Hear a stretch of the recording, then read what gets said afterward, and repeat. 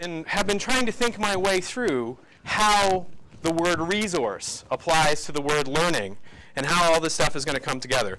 So this presentation, really, the truth is I've thought about it too much at this point.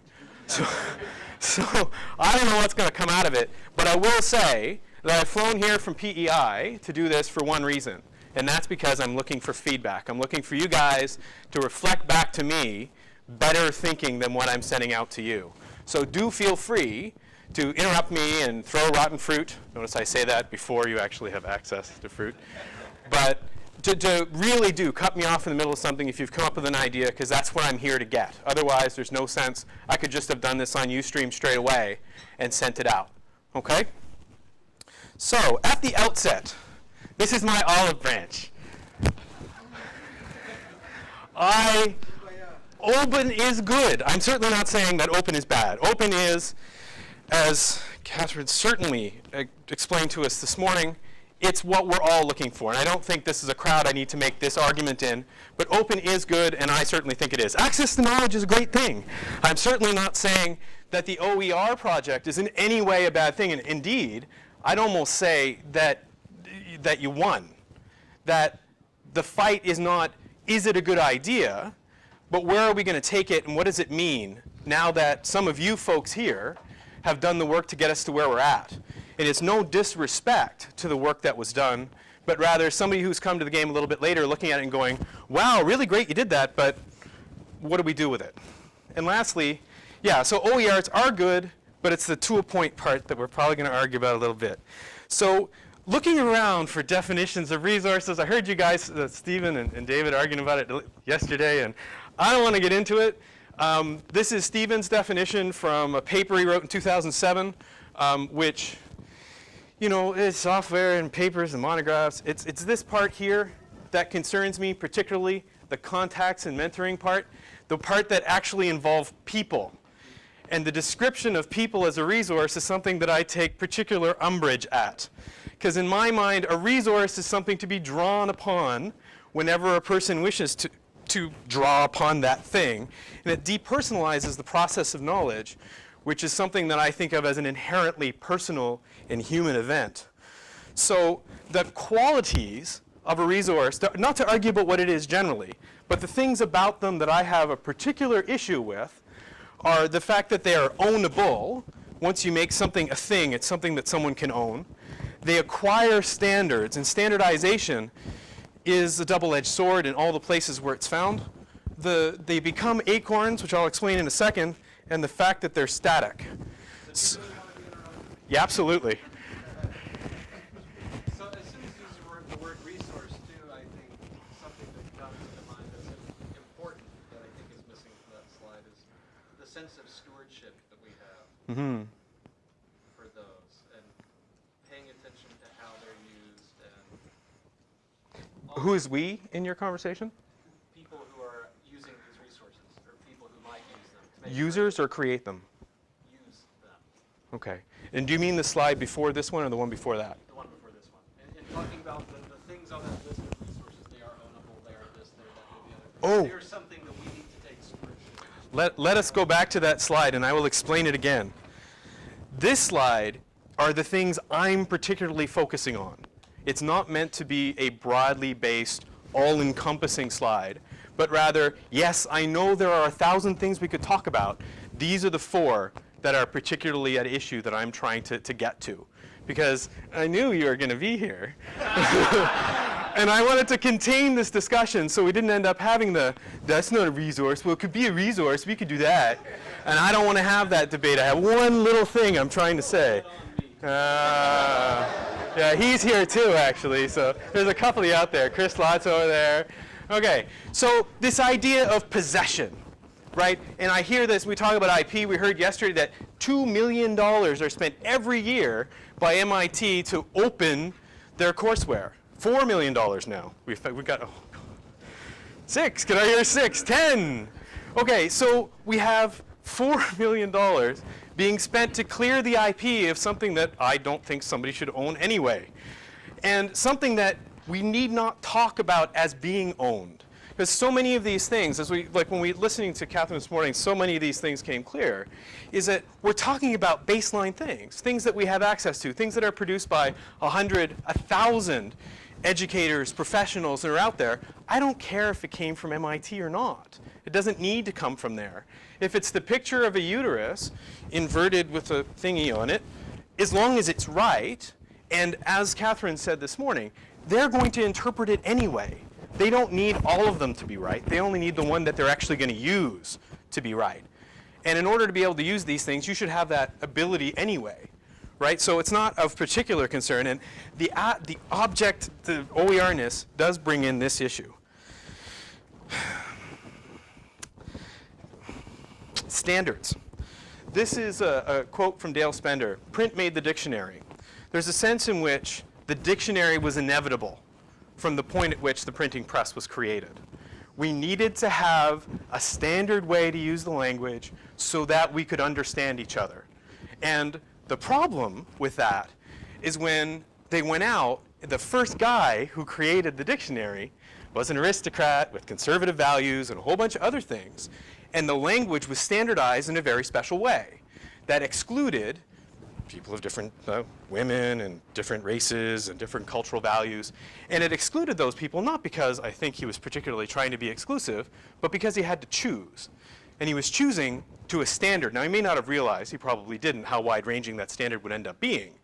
But the choice of standardization is often the choice of exclusion. It doesn't need to be, but it's something we have to keep in mind.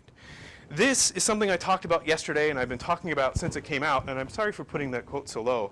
These quotes are as much on here so that if anybody actually cares, you can check them out later. I don't expect to read through them now. But the UK government has put out a report, I think it was Robin Cook who wrote it, that says that the government needs to take a leadership role in making the UK the leader in open educational resources. It's a national movement towards trying to put these resources out there and trying to control, maybe, the way that these things are done. Again, it's a possibility. When you set the standard, when you are the standard, you get a chance to make some decisions that maybe we don't want specific governments to be able to make. The acorn. The other issue that happens whenever we talk about OERs as being an endpoint is we create these objects. And we've all done, or actually mostly you guys have done, because I haven't been doing this as long as some people here. We've gotten past the point of saying that, you know, the sage on the stage is the font of all knowledge. But one of the side effects of that is that all of a sudden we've created these little squirrels who go around and collect nuts. You know, I have this little nut over here, and I'll take it back and I'll put it in my house, and I have this other one, and I'll bring it back and put it in that house. And there's a sense in which there's a possibility of disempowerment inside of this. If we say that MIT, and again, I shouldn't be picking on them, if the Connections collection has this thing, all of a sudden it takes an era of eminence that makes it more difficult to challenge, which probably leads to some of the difficulties in reuse that you were talking about yesterday, David, where he said that, what's the stats? You said 10 of the 5,500 had been noticeably remixed. And the last one, we've got dead white guy speaking here. These are, what we've got here is a process of the way that people are, and again, I don't expect you to be able to read this off the page, a process of the way that people have been looking at the idea of writing. When it first started coming in Greece, when people were starting to do it all the time, Socrates essentially said that we were losing the discussion, that we were going to lose, the text was all of a sudden going to be speaking. It had no way of defending itself, and it had no way of changing in and of itself. And he bemoaned that change. We have Augustine talking about Ambrose 800 years later, saying it was amazing how he could read silently, first of all, and it's the first confirmed case of somebody reading silently. But he was getting into the text and pulling the meaning out of the text. It's a very different approach to this idea of where the validity of the text is and the validity of the static text. It's not a question of gathering different things together and having a discussion and reiterating it. It's a question of going deeper and deeper into the same text. And we have Machiavelli and Descartes essentially saying the same thing. What they're saying is, I'm having a discussion with old dead people who are giving me their wisdom, and I feel like I'm discussing with them. The consistent sort of message through all this is that the discussion is actually the part that they're trying to do. The big advantage we have right now is we can actually do that. We don't need to make it static anymore. We don't need to actually pin it down to one place. We can actually keep these discussions live, right? And we can actually achieve the thing. I mean, obviously, we're not bringing these people back to life, but we can achieve the thing that these people were looking for, which is a consistent, coherent, current dialogue, a knowledge dialogue about the things that were, it doesn't have to be dialogue, but. So what we end up with then is that the OER is the dictionary of our time. It's the groundwork upon which the really great things that we want to be able to do is going to be founded. This brings up all the warnings from earlier. If we're going to standardize to do that, who's going to do the standardizing and what's it going to mean? And what are the political implications of the choices that we're making? And what happens when governments get involved in that for reasons of bringing in students from China so that they have more bums in seats? So how does all of this come together is one of the big questions that I have about this. And the other thing is talking about the inevitability of this process. And the more I think about this line, the more I think I may have the O wrong here. I'm not sure that the openness is inevitable, but the access in some way has an air of inevitability to it. So with Google doing, was it 7 million books they've got indexed now? Not open, really, but it is indexed and it is accessible. And this idea of all of the knowledge that's out there being accessible is almost, it's inevitable in the same way that the dictionary was inevitable. Now, am I talking about the OER strictly as a dictionary? No. No, I don't obviously mean that it's bounded. It doesn't need to be contained in the same way. It can be distributed. It can have 20 truths sitting side by side as an answer to the same question. That's one of the brilliant things about being right now, is that we can actually have those kinds of things. So here we are. Is Alec here? I butchered his little slide here. There he is. Here we are. We have our network learner. And you know, we've got our OER over here. And that's the sort of general landscape that I'm talking about. But I want to bring that down to what it actually means to learn, to teach, to be involved in knowledge, to be involved in learning at a grassroots level. So they have, you know, all of these things that they're involved in. All of these sort of points of access and all these points of connection. And our little Vitruvian eunuch here it ends up being in the center, and I'm not sure this is perfect for that, but it does give you the sense of, broadly speaking, how many different things we've got going on here. Now, do we want our learner to be absorbed in the pulling out of a resource or actually involved in the community and the connection that's actually going to lead to real learning, right? And that's the question we have to ask ourselves. Where do we want to focus the goals that we're talking about? Are the goals here in the resources themselves, or are they in what we're doing with them? And are they in the connection between people? Are they in the collaboration between peoples? And that's where I come from, is that idea. Why the dichotomy? Why can't you have both? You can definitely have both. As long as we have both, I'm happy. I like the way you said it better. Perfect. Yes. Do we want to only focus on this, or do we want to have both of them? I agree with you, because the dictionary needs to be worked on, and it needs to be cultivated, and it needs to be stewarded. I completely agree. So, perfect. And everybody, do anything. It's great. So this brings us to this idea of community learning. Now, this is something that I've written, you know, ad nauseum about and bored people to tears about, but I actually do believe that it's possible given a common foundation. And the OER provides a lot of that foundation, and you need to have the language to work with to even get into the conversation. Go ahead, George. To even get into that conversation. But that community and the connection between these two things, you know, the ability to work together to figure out what these texts mean and where they lead us. Yes, those are tadpoles. To be able to connect, to have the foundation for connection, to have the platform to work from. And I think this is a really cool combination, but I don't think that this on its own is enough to really forward the discussion and to be able to allow us to adapt to the things that we're trying to do. So when I say community, what do I mean? That's the next question. Now, I don't have a definition for community. I have a guideline that I like to use, and that guideline is a learning community is one in which the people care as much about the learning of the person next to them as they do about their own learning. Beyond that, this is my answer. This is from a presentation that I did in May with the web heads in action. Are there any web heads here? 1, 2, 1. Excellent. So where we did a live sort of slide building party, you might call it. I did a presentation where they wrote my slides. So we started, I had a question on each slide. You can see it up there, what is community? And then they came out and answered that question. And this both illustrates sort of the broad feelings of my community about communities generally, and also, in a sense, the way that I see the knowledge process happening. Wittgenstein would say that meaning is in use, right? Here's your use. You know, we can actually take use, which he couldn't do at the time, and we can make it manifest, at least for a minute. And we can take a look at it, and we can take a snapshot of it, which is what this is, and then we can talk about the conversation around it. Are we going to come up with a definition at the end of this? Well, no, but the definitions are about dictionaries and about the old dictionary, not about the one we're talking about now.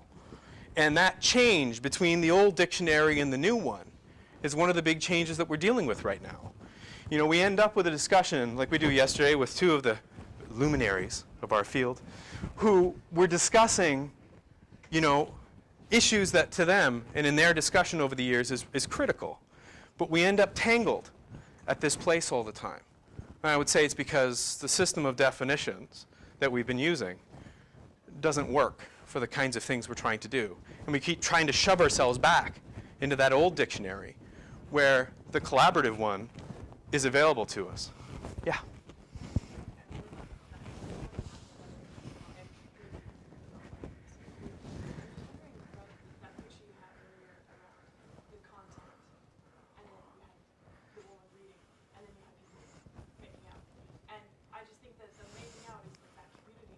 Mm-hmm. Part, obviously.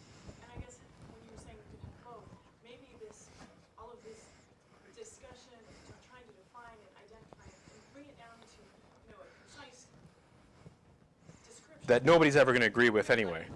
Yeah. I mean, it's great. It's great in some ways. It's fun, it's stimulating. But at the end of the day, you need both. Yeah. And I think, I don't know, I came because I was so excited to hear what you were going to say.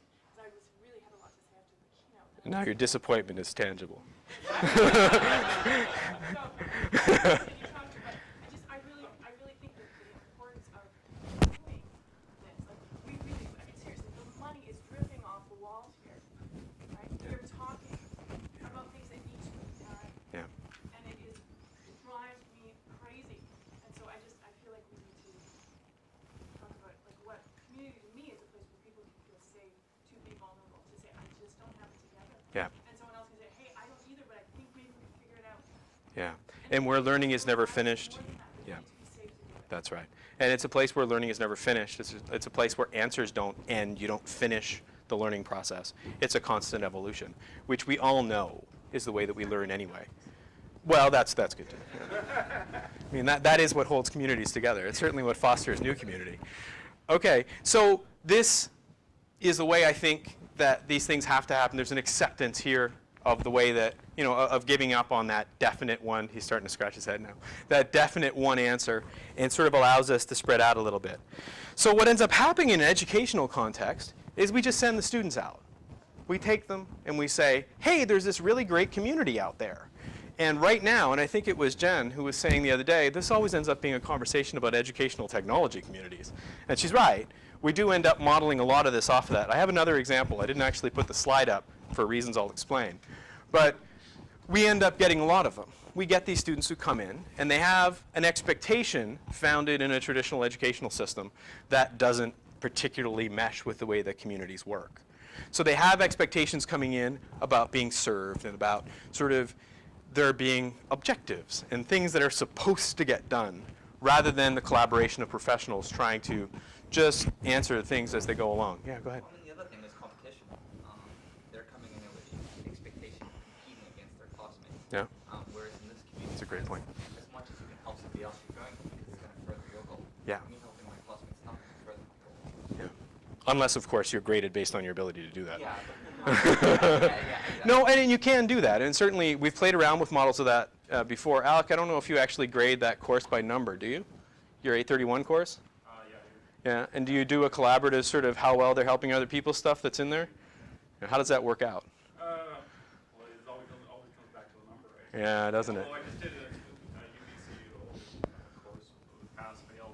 I must say that it's probably a lot better. Did you fail anybody? No. Is that because you're awesome or because you didn't want to fail them? They're awesome. Ah, very good. Very good. So we do send them out into these communities, prepared or unprepared, Mr. Kuros. And these are the kinds of questions. They just kind of pop up and they show up and they send in here and they say, what's the topic and why aren't you more organized and what are you supposed to do? And my favorite, Dave's a crackpot, which happened a couple of months ago. And actually, fun thing about this is I tracked this student back because he didn't realize we were listening. And no, that was me, Dave. It could be, though. Yeah. Dave's in general, that's right. It's a broad statement on us as a culture. That's right. So this was a student who didn't realize that we were listening and paying attention and that it was about community and that we were together and that we were working together and that there's an openness that we have in our discussions and our discourse that's not about finished thoughts. It's about sort of, I've had this idea, I've been trying this thing and working together with other people who are similarly interested to further the rest of that stuff. And I called him up and I called his prof and I had a conversation with him and he actually blended into our community quite nicely after that. He was a bit shocked when he got the first contact though. But, it's not like I disagree with him. It's just, he didn't need to say it out loud. So, What a great lesson for the students. oh, for sure, for sure. What is the lesson for the student? That Dave's a crackpot. No privacy on the web. Yeah. And that, People do follow these conversations. People who are linked to do follow conversations around their identities. yeah. That's important for all students. And that it is a conversation, and it's not just shouting into the void. And that interaction is important. You want to follow up on that, George? You got that smirk on your face. I wish I had a picture of the little smirk on his face right now. Like, Dave's going to get it later. So these expectations are modeled off of an educational system that presumes a certain number of things, which I also will not argue about today. So it is modeled off of those things. And what we need to do is have a discussion with those students before we send them out to community about how they can maybe be more successful in their approach to communities. And what I've done is just sort of put together a couple. And to be clear, this is not such a big deal when all we're talking about is educational technology communities. One of the other communities that I was going to put slides up for today and decided against it, it's called Glow in the Woods. It's a community for grieving parents. And it's a fantastic community. And a lot of interaction there. There's a lot of people going back and forth. There's a lot of people peripherally participating in that community for whom it is an extraordinarily supportive environment. Well, maybe you'll get to this, but highlighting that community just sort of brings a question to the surface. I think that community is engaged because they have a great return. They need some community. Yes, they need some do. Feedback. We talked earlier about trying to get faculty to use OERs. Well, how do you get students to change their mindset about engaging? I mean, in a single... Sometimes when I've tried that, it's like, don't make me engage. I Yeah, just want of you to course. spoon feed me and Of course. take my test. There's no doubt about it. Would you just mind repeating the question, just sort of cutting it down and repeating the general idea of the question? What happens when people who are not invested in a community, as they would be invested in Glow in the Woods, what happens when you're trying to invest people who don't come with that initial investment to the thing? I think, first of all, what you describe is the biggest problem we have in education, that somehow we need to invest people in things. It can be done. I've certainly failed at it more times than I've succeeded, to be perfectly honest. I have had a couple of very good successes that make me really positive about the chance of doing it. The biggest thing, my experience at least, when people ask me that question, I say throw them in the cold water. Maybe you want to start it from day one and say, this is the way it's done. And draw on the power that you're granted from the old system to push them into the new one. and take advantage of the fact that you have this authority that's passed on down to you over however many hundreds or thousands of years, and push them into not accepting it. It just sounds counterintuitive, but it's the only way I've ever been able to do it to make it work. Part of the thing too is community isn't something that you do to people, right? Like, you know, people have to do communities for themselves, and that's a bit of a challenge. Is that when we start to say as educators, we're trying to teach people, and we say, well, now we are going to be a community. It's such a difficult. We are going to be a community is the wrong statement. I completely agree. That's what I mean, so when we have students who are reluctant to join, I think it's a very healthy thing to have a whole group of people all together being passionate about one thing, and to have a few people on the outside saying, I don't want to join for whatever reason. I need that autonomy to say, I am not joining, I am not becoming a part of your community. Yes, definitely. But what we're trying to do inside of our teaching environment is not form them into communities, but rather give them the literacies they need to go out and join the communities they wish to join. And those literacies are ones that most people don't have. I mean, you look at, I've been working in the last couple of, only weeks, with community-supported agriculture. I'll be the first person to tell you I know nothing about it. I got frustrated. I was trying to find a strawberry place to bring my kid, and I started this thing. And I've been learning that one of the things that's happened to farming community, farming, not farming communities, but to farming, is the industrialization of farming really, in a lot of places, destroyed the community support management systems that were there before. So you end up with a lot of people in the farming industry who've either forgot or never saw the community sort of managed way of approaching those things that used to be there. So they're going to have to relearn that. That's not something that we've totally disassociated the idea of learning from the idea of sort of community and whatever. And bringing that back in is one of the key lessons. So I agree with you. You're not going to form a community, but you may give them practice in some of the things that they're going to need to be able to contribute to those things. Yeah, go ahead. I just wanted to follow up that the idea of how you are in a community makes a constant role statement. Your level of investment, what you think, what you need to learn. But I think we need to broaden our understanding of how we are in community. That you can actually be in a community and actually say nothing in a meeting, and you can contribute. Oh yeah. You maybe contribute more than you know. That there's a nuance to human interaction that happens in community that we don't even touch with learning technology, and that really the complexity is the soft stuff, which is inclusion, and it's difficult. Yeah. Well, and it's something we're not accustomed to seeing. It's something we do very well in other contexts, and somehow leave behind when we come to learning in some ways. And certainly, I see myself doing it all the time. Every time I try to learn something new, I'll try to do it in the way that I criticize in presentations, and then stop and go, wait, no, wait, that doesn't work. I say that all the time. And yet, I find myself in the same practices. I find myself not sharing the things that I've learned. I find myself taking, and I actually do this, I'll take a video of something I've done and store it someplace so I can find it later. Because otherwise I'll forget, because I have a mind like a bird. It's just ridiculous. I'm that goldfish that goes round and round the tank and goes, oh, look, plastic castle. You know. Yeah, Ani DeFranco, she was talking about me. So I absolutely need to do that. And I'll find myself with a little collection of them on my hard drive going, I was going to put those out. Because I've had things I put out that have had 10, 15,000 views of me like wiring a cable or something. And then 100 of those views is me going back and going, what? Oh, yeah. But, you know, sharing that kind of simple sharing. I mean, there are more complex ways of looking at it. So when I look at the problem of sending those students out there, there's a couple of things that concern me specifically that, again, brought me to this discussion. One of them is scale, which is always a problem. And Alec and I have talked about this a lot with his open course. And if you're looking at open education, I think Alec's 831 course is a fantastic model. He's done a lot of really great work. I'd never say it to his face, but it's really good. That's right. But the scale's a big issue. It's fine for Alec to call all his buddies to come in and teach his class for him while he sits back and does whatever. But not everybody has, well, I mean, I couldn't just let it slide it. He's a great guy. I mean, come on. But you can't expect everybody to do that, and you can't expect that to happen all the time. You can't expect everybody to have those kinds of access, and you can't, it's okay if 50 people are coming to listen in on his class. And did you ever pass 60 or 70 people? How many did you get total, like watchers at one time? Maybe over 100. Oh, wow. But the scale on that maxes out at some point. There's a point at which the thing starts to break. So as long as there's 20 people in the world, or 100 people in the world, or 500 people in the world following Alex model, I always have a hard time saying that, it's okay. But once it starts to blow past that, we've got to start paying attention to what we're doing and stewarding the model a little bit better. The tone is a really big problem.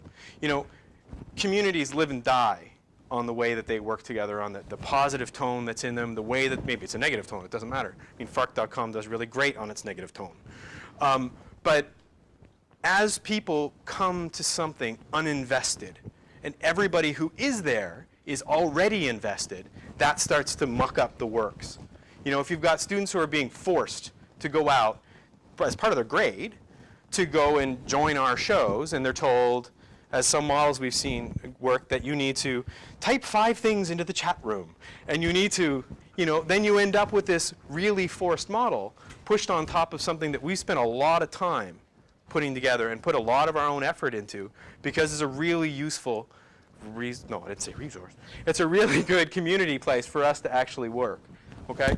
And the last is that we're missing the real value, which is this communication, this community stuff, and that ability to actually, I had to put that on the slide just for about 10 people here are going to tell me it wasn't on the slide, the rhizome thing.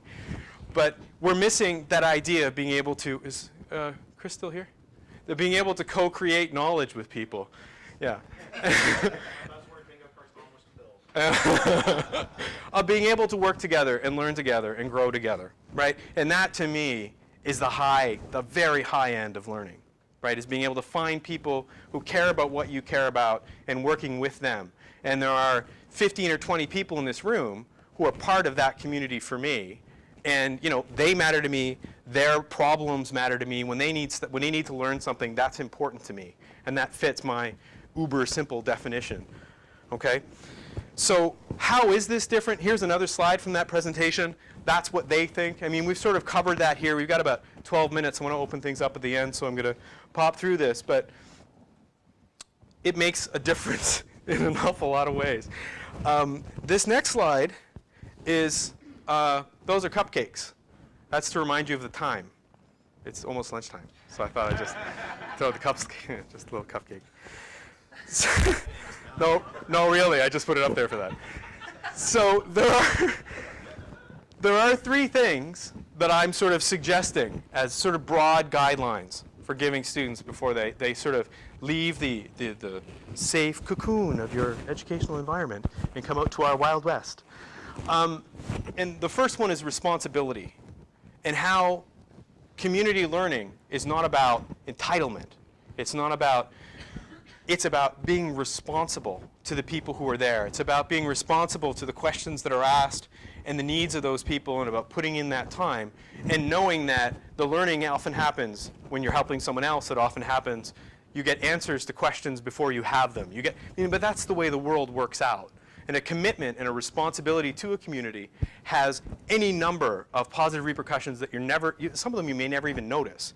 You'll find yourself looking back and you'll go, wow, this is like, I know more things and I'm able to do more things without a direct relationship between the question asked and the answer given. I mean, and that responsibility of the community has all of those, and it provides the kind of tone that allows communities to stay healthy. The second one is a little counterintuitive, and people disagree with me about this, which is okay, but be your context. Don't, there are a lot of people who will say that you need to learn a language inside of a community and learn the way that it works before you interact with it. I would say the opposite. What you need to do is bring your context to a community. Try that on. Tell them who you are, what you care about. Get involved in it. If you get spat out of that community, at least it will be a rejection of the thing that you are. If you try to morph into what a community is, because it's something that you would like to try on, I think that's the wrong approach. If you actually have, like if you're serious about the work that you're doing, and we're moving towards professional communities here, and maybe away from the 18-year-old students who have no idea what they want, they have things that they're passionate about that could work the same way. But that approach of bringing who you are to the community on day one, telling them who you are, you may change that community, but maybe it needed that. And you'll see by the responses you get from people whether or not this is a place that you're going to be able to learn. And I think this is a really important. And the last thing, and right on time, is communities and learning is a slow process. It's a dirty process. If you're trying to measure exactly how much someone has learned, I think you're wasting your time. If you're trying to go and decide exactly what's going to happen and how long it's going to happen, I think you're wasting your time. You can spend we can kind of do that, and we can do that as long as we're looking at resources. But if we're talking about this kind of community learning, taking a slow and a dirty approach to it is a far better way of ensuring that you're going to end up being happy at the end of the day. Questions? Yes. Start at day one, knowing this is how it's going to be, and this is what we're going to do. At what point are we going to begin respecting the day minus one and what they walk into the situation with, and recognize the support that they already have, the community they're already a part of, and help them identify what they have going for them already? Why do we make the assumption that what we have as the expert or whatever is going to be better for them and help them learn more than what they already have, rather than just allowing something loosely to connect within whatever the learning scenario is, and respecting that day minus one? The problem with the day minus one stuff is your day minus one becomes day one no matter how you look at it. Every time you back up a day, you're still talking about day one. Are we telling them? Are we helping them identify what already exists? Or are we saying, hey, here's something new, do this new thing, when they've already got something? Certainly, if you're bridging people to the learning they already have is obviously a good thing. Connecting them in positive ways, telling people that you shouldn't be taking this course because this is not what you need is a great thing to do. Fortunately, it's not a position that most people are going to be in. My external, unconnected learning communities work exactly the way you've described. I think that's fantastic, and I think both of those things can end up existing side by side. But I don't think we're going to be able to do that in Mr. Wiley's view of academic, but maybe you should talk to Mr. Downs over there. I think his... I would think, for example, let's say I'm taking a course and I'm a member of the Glow in the Woods. I'm going to be a practitioner of what I learned from him and take it back to my other community. Of course. And that's where I'm going to practice. I agree. I'll play around with his students and do what I have to do for my grades. Yes. But where I'm really going to learn is in the community where I've already established those relationships, where you say be your context. Yes, I agree. I mean, I'm not going to be my context in his class. I'm going to be my context Agreed. someplace else. So when do we, as practitioners in this field, start Which field? recognizing that, just as educators or whatever, Mm-hmm. I'm making big assumptions about who's in this room, but whose responsibility is that? And at what point do we take responsibility for saying, yeah, it's okay for you to go do this with your family or do this with your online gaming community or whomever you... Yeah, there's no we. I think it's an individual's responsibility, and I think that's happening. I think there are a lot of people who do just what you described. I don't think trying to institutionally change that's going to work anytime soon. But yeah, I think there are people doing that already. I agree with you. It'd be great. Do you think we're hindering progress in that area if we start saying, okay, everybody who's teaching a class, let's get them into... Oh, I don't think that's a good idea. No, no, no. That's not a good idea. It's not a silly, it's not a, anybody who presents something and thinks it's a silver bullet, I think is fooling themselves. I don't think that. About instructors sending people to EdTech Talk. Yeah, they shouldn't do that all the time. Yeah, for sure. I think what's interesting about that comment is that it's almost a day question. Instead of a day minus one, right? Because I'm taking what I'm learning and I'm learning how to apply it to new content. And I'm bringing the things that might be going in Alex's class into these whole communities that I'm already part of. I think that that's really interesting. Absolutely. Yeah, go ahead. Day minus 13 years of crappy teaching. He waited till I got the water in my mouth for that on purpose. I mean, part of your saying this is how we're going to do it now is we're not going to do it the same as those 13 years of crappy teaching. I think it's Jump in. I mean, I've got two people in front of you, young man. Go ahead. Does somebody over here have their hand up? Okay, go ahead. No, go ahead. No, no, please. I just want to challenge the notion because of 13 years of crappy teaching. Oh, because okay. I suspect that it isn't. There may be bits and pieces that are crappy teaching. There's an institutionalization that does exist.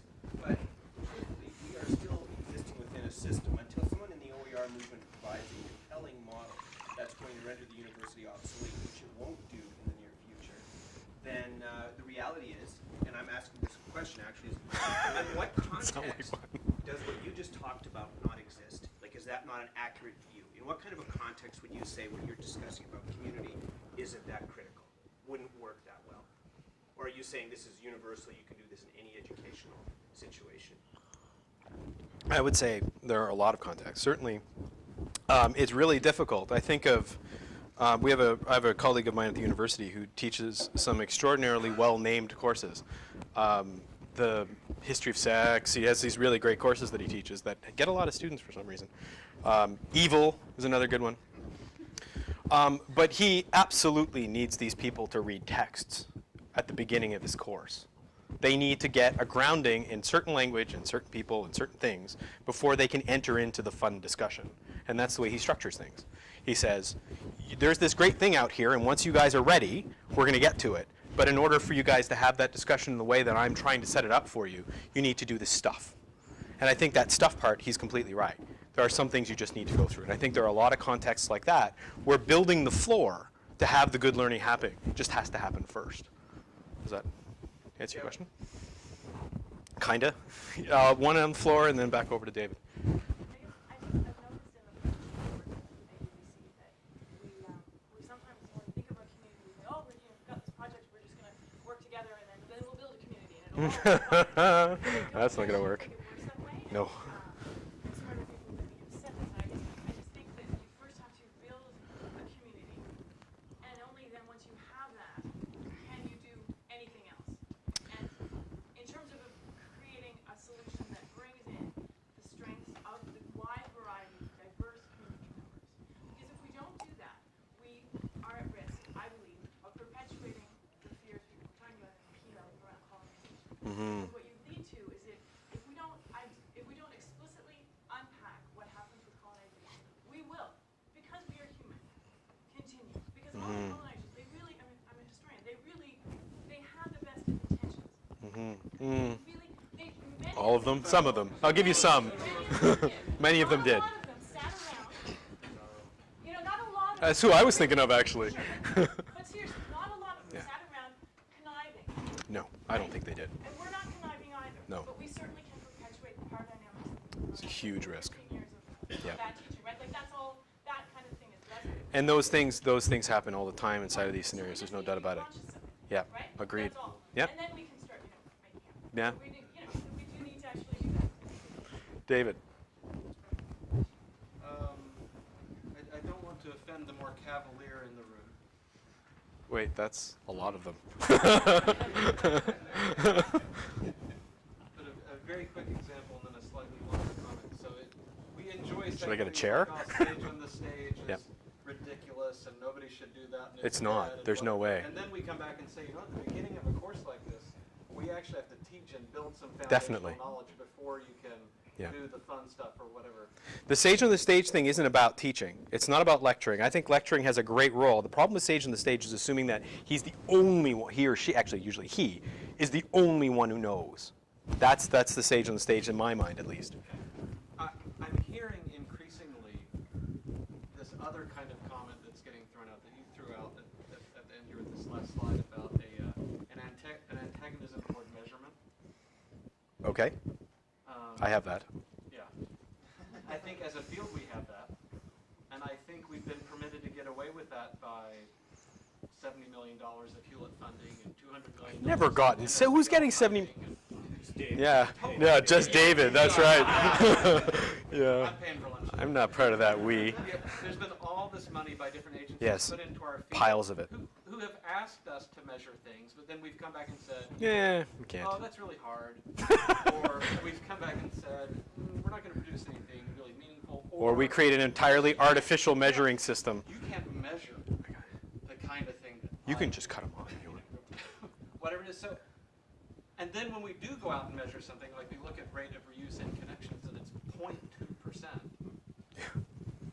Okay, if we don't get rid of our antagonism toward measurement and start to be a little more thoughtful about it and start to actually measure some things, nobody's going to continue to fund the work we do. All our reports are getting together and singing Kumbaya. There are measurements. I mean, It's not you're talking about a measurement that is actually a counting measurable. It's a counting noun. How many people have actually reused this as a counting noun? How much have I learned is a non-counting situation. And that's the difference. As long as we're talking about things that can be counted, I don't have a problem. Are you saying it's not possible to measure student learning meaningfully? I'm saying that the word learn is a non-counting noun. I don't ever have one learn. But so yes or no, are you saying it's not possible to meaningfully I don't think there's a measure yes or no answer to that question. I think that there are, I don't know. Okay, okay, that's unacceptable. Yeah, I don't know. I've never seen, there are things that I would find very hard to measure. Do you know that Nietzsche was born in 1883? I don't even know. That's when he died, I think. You can measure that. Is that if that's an item of learning and you want to say you can meaningfully measure that, I can measure that. There are things I think are not possible to measure. Stephen and then George, and we're already past time. There's other people with their hands up. I just want to turn David's comments around a little bit. Observe that people who have lots of money and throw it at things like OER seem to thereby create the presumption that they can now require OER or whatever to start measuring. In other words, to start conforming to their particular interpretation of what it is this project is that they're funding Yeah. on to be. Well, and they need to. I mean, I understand their desire to do that. Well, their desire to do that, though, is to make OER like them. Well, I would say that certainly the funders I've dealt with aren't trying to change what it is. They have a series of rules and regulations that are attached to the money that was donated to their institution that they need to follow in order to give it out. And in order to give it to you, they have to force you to give some concessions because of the legal documents that they've signed. That's been my experience with funding organizations. I don't know what yours is. Or because they have an overall strategy that they believe is good for the field, and they want to invest in people. That's more like what their Stephen's saying. strategy. That's what you're saying. Yeah. Yeah. And if you don't agree with their strategy, don't ask them for money. Don't Well, complain that there they is that. give you money and then There want is you to that. conform to their strategy. I have. Complain about the influence they have on You guys had 6 hours yesterday. 6 hours. Okay, well, I'm just going to do two more quickly, and then we're gonna run out because we already have a meeting that started 3 minutes ago, and I don't want to ruin their time. One quick point, and this gets back to a reality I think that we do need to face. Until we achieve complete utopian anarchy in education, Woohoo! we're going to exist within a system. Yes. And learning is going to be measured. It's inevitable because the funders will require it. The government will ask for accountability. Parents will ask for accountability. Quitter. So it's this sense that there's multiple stakeholders Yeah, that participate in definitely. the system. You cannot design a system for only one stakeholder, namely the learner. It just doesn't work. Yes. Societally, it doesn't work. Yeah. If you pursue Well, something more we- advanced and aggressive, you could do that. We do have systems that do that. My Twitter account is exactly like that. I get to choose who I follow. I get to choose how I learn, and I have those choices. I just don't have them in the other system. Until UPI comes up and says, Dave, we're going to pay you $30,000 a year to Twitter, and we want some metrics and standards, said no. you will have that freedom. It's already Once they tried. step up to the table, it'll change. Yeah, that's a bad idea. One more question, then we're going to get out. I know there's a bunch of other hands up, and I would love to sit here all day and talk about this. I really would.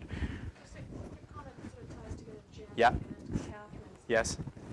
Community, I think, has a basis in relationship. So when I have a relationship as a student with my instructor, how I take care of that community and which community I'm going to take is up to me, but it's the relationships that it has to be based on. So really, it's about how do we give that space and create the safety for our students to have connections with their instructors. I think they have to create that space for themselves is the problem, and that's it. Like, it's that constant struggle, right? I can assure that my classroom is going to have a certain amount of safety in it, a certain amount, but I can't do anything about the communities. And actually, to come back to the beginning, that's why my presentation was originally titled the way that it is that with a community, you don't get to choose what they're going to say and what they're going to do. And if they are going to say that kind of thing, and I'm not going to say it anymore. There's a good reason not for me to in this situation. But if they're not, you can't control that. You can't make it safe. You can't decide that they're going to follow along with the curriculum you're doing. If it's authentic, then you don't get that. And I think that's one of the big things that people need to keep in mind when they're doing this. Thanks, everybody. This has been great.